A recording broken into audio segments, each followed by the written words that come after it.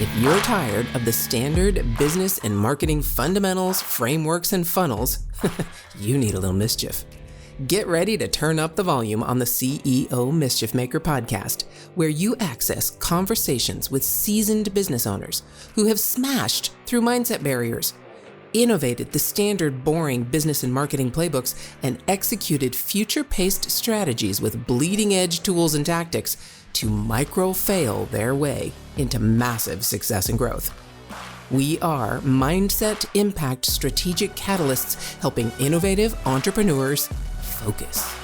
We are CEO Mischief Makers. Ready to make a little mischief?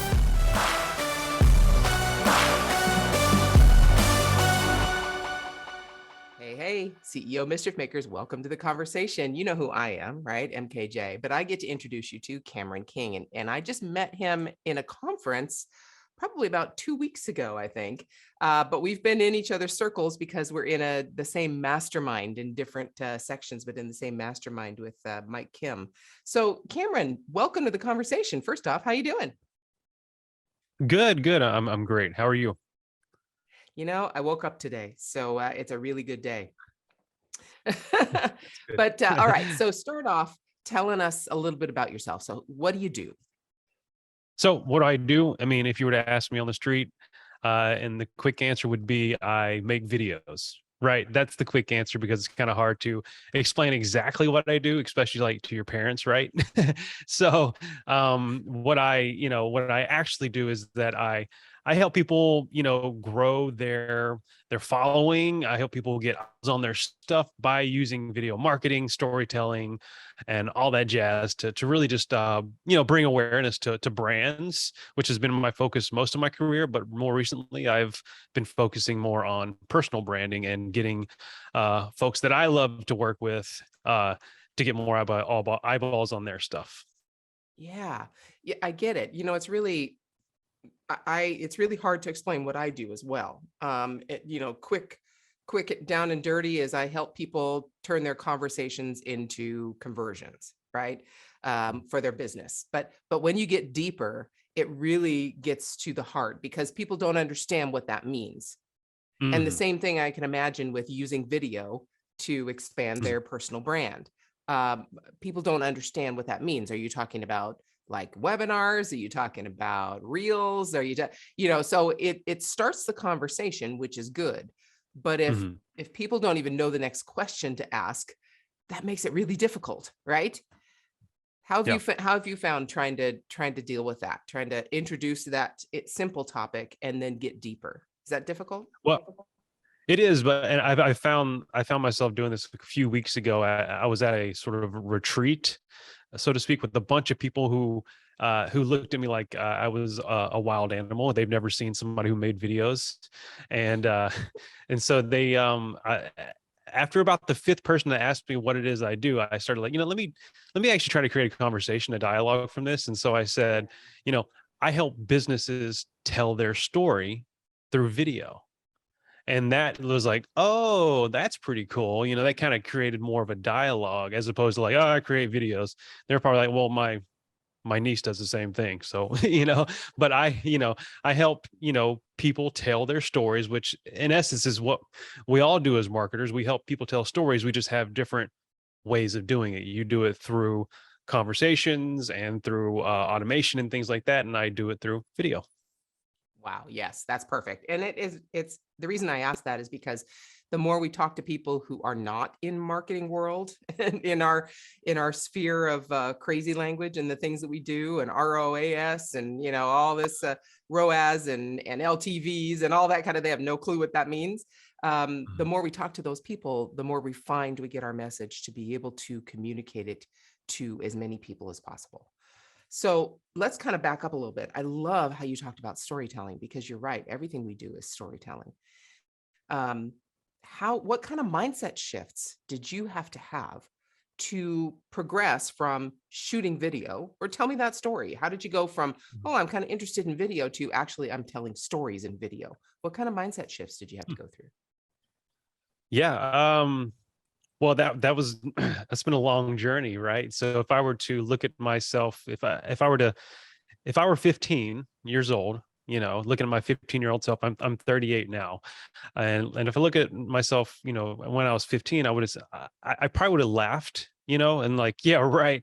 I would be at home creating videos for major companies, for high profile people, um, all from the comfort of my home, and making decent money doing it. I would have laughed in your face, because I come from a background where my parents were blue collar. My dad worked on air conditioners. He was a blue collar guy, and my mom was like a secretary for a dentist. You know what I mean? So they were not college educated. Um, but that was just the way it was in the 80s. I was a latchkey kid. Both my parents worked, and I just kind of assumed that I was going to be doing the same up until like my junior or senior of high school, where I decided, oh, I don't want to do that. I don't want this plight of my parents. And much to my my father probably wanted me to be somewhat in his footsteps to go into the trades and stuff like that. He also instilled in me sort of a rebellious spirit. He introduced me to like rock and roll music and alternative music and all, and he was kind of an alternative type of guy too as well. He grew up in that sort of era as well, in the 70s. And yeah, and that was instilled in me. And so my late teenage self was like, I don't want to be like them. I love them, but I don't want to be like them. I don't want to have to struggle with money. I don't want to have to, you know, have my life already planned out for me at the age of 17. I need to figure this stuff out. So I decided to go to college. And there I just I thought I was going to go into mathematics because I wanted to make a lot of money. That's what I wanted to do. I wanted to go into finance or something like that. But then I found a love for visual arts and storytelling and stuff like that. So, and that started my whole journey into video and, telling stories. And I started off wanting to be a filmmaker, and eventually fell in love with short form commercial content because I love the fast paced environment of telling, of commercial work and creating cool graphics and motion design and things like that. And so I, like any sort of apprenticeship or it have in a way become it is a trade skill, right? You learn it by doing it over the years, and I've been doing it for over 15 years now, and I've finally become, the past few years, to the point of mastery. I've mastered this. What's next? And yeah, so now I'm like going to that next phase. Does that Wow. make sense? Yeah. Yeah, it does. And I want to go back because I hear you. My father's a machinist and Hmm. mechanic, a car mechanic, and I get what you're saying exactly. But I really want to ask and just get your take on this. What did you have to have to embrace, to let go of, whatever the word is? How did you have to shift the way you think of the world to say it's possible to do something else that has nothing to do with what my parents did or where my parents are? Because I get, Hmm. I'm the only person in my family to graduate college, even to this Hmm. day. It just Yep. is not a mindset that Mhm. that was available to me. And so I had to put myself around other people where it was a mindset for them, and I was able to then follow that path. So how did you do that? How did you make that shift? Because it's scary. It is freaking scary to go Mhm. outside of what you were raised in, what your family did. It's really scary. At least for Mhm. me, it was. So how did you do that? What did you, not that they're bad. I'm not trying to say it's bad. You have to make it Yep. bad what your parents did in order to make something else good. That's a very immature, right? Mhm. Looking things. But how did you do that? That is good. That's a great question. I think there were obviously steps along the way of mindset things I had to get over, especially with things like money, because we grew up in a very scarcity sort of world, paycheck to paycheck. So I had to get over that. you know, I got over that probably in my late 20s. I still battle it occasionally here and there, especially like in the famine seasons, it's feast or Yes. famine sometimes. Yes. But at the same time, I know it's going to be there. I don't worry about it too much. But as far as like the actual mentality when I was younger, I didn't know it at the time, but looking back at it, it was probably some kind of mental grit, like the fact that I just didn't want to quit You know what I mean? Or like, even though I didn't really know what I wanted to do exactly, I knew that I needed to finish what I started, which was college at the time, right? I need to finish, I need to get that degree. And then from there, I can figure it out. And as soon as you take on that next job, like I actually got a job like my senior year in college, doing video work. And I just kind of stuck with that and then just kind of said yes to opportunities. So it was really just like putting myself in positions to say yes, not worrying about the outcomes until they get there. And whenever I reach the end of that outcome, saying yes to the next thing. And Yes. so yeah, it's really just leaving myself open to these things because I knew whatever I said yes to was going to be different than what I would have if I didn't say yes to these things, Mm, right? mm. I'm not a person who likes to stay stuck in the same position. I like to keep things moving. And it's really just this act of like always wanting to move forward. Because if I feel like I'm not moving forward, I'm moving backward. And so there's this real desire to keep pushing and keep pushing. Yeah. Wow. That's great because I agree with you. It's really, you have to be open, you have to be ready, you have to accept that something else could be where you want to go instead of being fearful and shut off. Because that's kind of what that fear is all about. It shuts you off. It says, no, no, no, I can't Mhm. do any of those things. That's too scary. Wow. So now you're saying what's next? So how you've had to build on that and say yes to the things that you were faced with and the opportunities that you had. And then I'm sure you would agree with me. There's a point where you had to start saying no to some things because Yes. otherwise you wouldn't be able to, sleep at night, right? Because there's no Mhm. time left in the day if you're saying yes to everything. Um, so you got past that, and I really, if we had more time, I would dive into that whole money mindset because Mhm. that's something that even if we have the opportunity to be positive with change and something that's different and saying yes to things, that money mindset that is limiting really will keep us stuck, at least as far as I'm Mhm. concerned. Do you agree?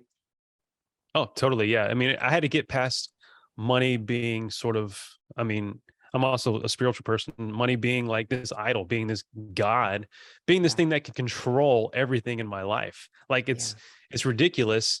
And I still have struggles with being an overachiever and finding my value in my work. I'm still battling that. But I don't put value in what I earn because I know that and I trust that the money will always come. And even if I am hungry, or if I am in a place where it's bad, I can always tell myself it could be worse. And anytime I make a shift, like about 5 years ago is when I decided to go full time on my own again. And me and my wife, we did this worst case scenario. Like we said, worst case scenario, she goes back to teaching. I deliver pizzas. How bad yeah, could that be? You know what yeah, I mean? So, yeah. Yeah. Yeah, we have that power. I agree 100%. Every time I've been in one of those valleys, same thing. I just let mhm, go and go, I know I can make money somewhere. I don't have to worry about it because I know how to do this. mhm, And then you just trust and you just go. yep, And if it's a job, it's a job. If it's client, it's a client.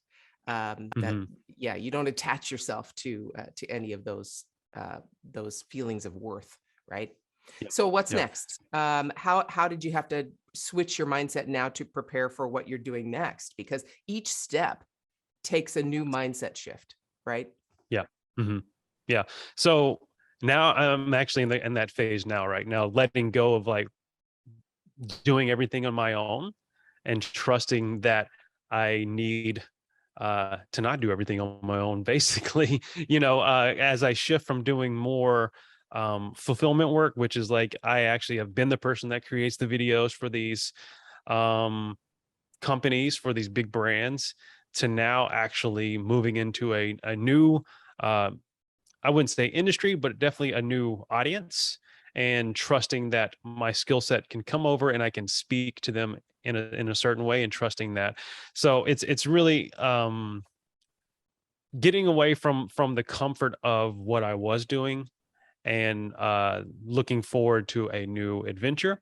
And I actually had a coach tell me recently when I had a conversation with him about it. he's like, Cameron, just think of it as like a ship, right? You know, you're trying this, like there's the ship, there's the mothership, and there's like little boats. What you're doing right now is like you're taking one of these little boats over here and trying something out. You know, obviously put your heart into it because you don't want to, you know, you want to at least try it with all your heart. But if it fails, come back to the boat and you always have something you can go back to. So don't be scared because the mother boat will always be there, so to speak. Yeah. Yeah. Because you've put the energy and the time and the resources to creating that ship Hmm. and that boat. And so you can play around a little bit, right? That's kind of the Hmm. way it feels, right? Exactly. Yeah. Yeah. Awesome. Awesome. Yeah. This, I, I kind of explained it to my son, both of my sons, and the standpoint, especially if we have kids. Do you have kids? Yes, I have three. Yeah. How old? 9, 6, and 1.5. Oh my goodness. So from your parents, they gave you certain opportunities and they gave you the best opportunities they had available to them. And now Mhm. you as a parent, you've kind of pushed that goalpost further. Or actually, I like to say it, you've pushed the starting line further for your kids. It's kind of what we do. We hopefully help our kids start life further than we did, Mhm. or with more opportunities or less struggles or different struggles. They're going to still struggle. There's no way you can Yeah. take that away, but they're at least different or further along than we did.